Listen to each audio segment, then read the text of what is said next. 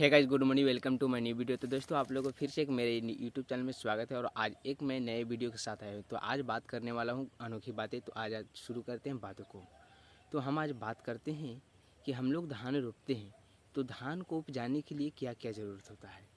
हम लोग धान उपजाने के लिए सबसे पहले तो हम लोग को पहले धान का जो बिया होता है, जो गाछी होता है, उसे उपजाते हैं। उसके बाद हम लोग को 2 महीना 1 महीना रुकने पड़ता है, तो फिर जाके धान का जो बिच्चा होता है वो जमता है और कुछ बड़ा सा हो जाता है। और उसके बाद बड़ा होने के बाद उनके लिए खेत में जहाँ पर रोपना होता है उस खेत को जोतने पड़ता है। उस खेत में क्या होता है कि खेत में जोतने के लिए उस खेत के सभी घास से जो उनको जो धान होता है उसको नहीं उपजने देता है, उस धान को नहीं बढ़ने देता है, उन घासों को हम लोग को उस खेत में से सभी खेती में से निकालने पड़ता है, ताकि खेत में धान को अच्छी तरह से जगह मिल सके और ऊपर की तरफ जल्दी से बढ़ सके। तो बात करते हैं, शुरू करते हैं। तो धान क्या होता है, बिया हो जाता है, वो अपना जो छोटा होता है छोटा से बड़ा हो जाता है, 1 बीता 2 बीता का बिया हो जाता है। तो उसके बाद खेत में उपजाने के लिए तो खेत में क्या होता है कि पहले ट्रैक्टर चलाया जाता है, खेत को यानी जोता जाता है।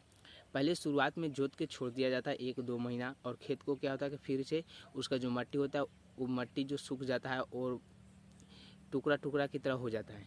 मान लीजिए कि शुरू में कुछ थोड़ा सा भिंजा कर छोड़ दिए, तो कुछ 10 दिन के बाद वो क्या होता है, बहुत ही अच्छा मिट्टी हो जाता है, फरा फरा हो जाता है, यानी उभरा हुआ हो जाता है मिट्टी।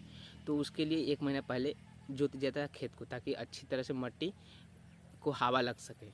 तो क्या होता है, हवा लग जाता है 1 महीने के बाद, और उस फिर जब रोपने के दिन आता है तो उसको फिर से एक बार पहले कोड़ा जाता है और उसमें पानी हिलाया जाता है और बिया कबारा जाता है। तो आप बिया कबारने के बाद जब धान में, जहाँ खेत में धान रोपाता है वहाँ पर जो कबरिया होता है, जो आदमी कबार कर बिया कबारता है, उसको यहाँ पर छिटता है और फिर जाके रोपनी लगती है। और रोपनी के बाद फिर वो स्टार्ट हो जाता है जमने के लिए।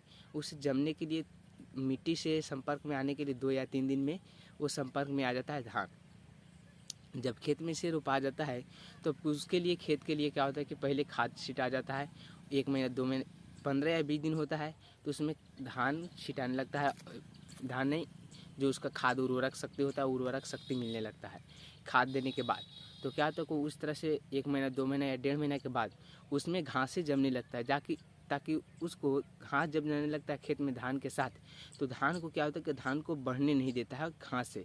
तो जिसके कारण से उसको धान को ऊपर बढ़ने के लिए उस खेत में फिर से आदमी को लगाया जाता है, और आदमी के लगा कर जो धान के रोक रहा है, उसको नहीं बढ़ने दे रहा आगे के लिए, तो उसे नोच के जड़ी से निकाला जाता है। तब जाके होता है कि गेहूँ धान जो होता है ऊपर की ओर बढ़ता है, और फिर उसका जो है फिर से धान में घास कबारने के बाद फिर से उसका क्या होता है, उपज जो है अच्छी तरह से होने लगता है, और फिर से एक बार खाद छिटा जाता है। तो उसके बाद होता है क्या कि फिर से 2 बार, धान तो सबसे ज़्यादा पटवन खोजता है, यानी पानी खोजता है, उसमें सबसे ज़्यादा पानी रहना चाहिए खेत में, तब जाके धान जो है बहुत ही अच्छा तरह से होगा। लेकिन हम लोग का इन साल गांव में जो था, बहुत ही धान शुरुआत में सभी धान जर रहा था, लुपट रहा था, इस तरह से कि धान को इन साल धान होबे नहीं करेगा। लेकिन इन साल धान बहुत ही अच्छा हुआ, क्योंकि शुरुआती में पानी नहीं पड़ा, लेकिन बाद में जब पानी पड़ा तो बहुत पानी पड़ा और फिर जाके अच्छा धान हो गया है। तो क्या होता है कि धान को पानी ज़रूरत है और गेहूं को पानी ज़रूरत नहीं है। तो धान को जब कटा जाता है, उसमें सोहनी होने के बाद जब धान में खादें छिटा जाए, तो उसके बाद 1 महीना या दिसंबर या अक्टूबर में फिर कटना शुरू हो जाता है। कटने के बाद क्या होता है कि उसको खलिहान में कहीं पर रख दिया जाता है, और फिर उसको, आज के ज़माने में तो ट्रैक्टर आ गया है और बहुत नए नए प्रक्रिया आ गया कि धान को एक बार में क्लीन कर देता है पूरा अलग, और धान का बिच्चा जो है धान अलग हो जाता है, और उसके बाद घर में जाता है।